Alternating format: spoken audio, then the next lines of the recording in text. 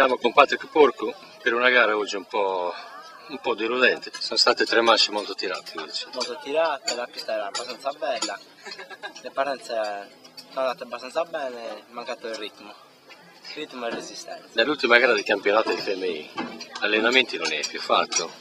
Ogni tanto il sabato. Ma è troppo poco. Considerando che la pista di oggi era tutta da saltare? Sì.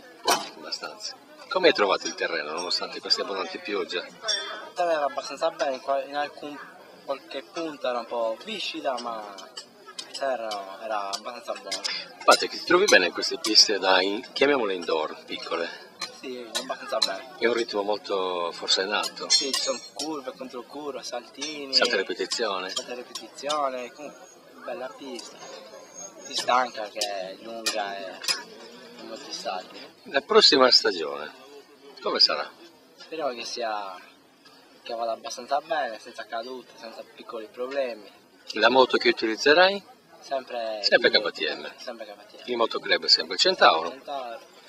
Ringrazi qualcuno in particolare oggi? I miei genitori, di Zaira, della Planet Motors e tutta la mia famiglia e chi mi segue.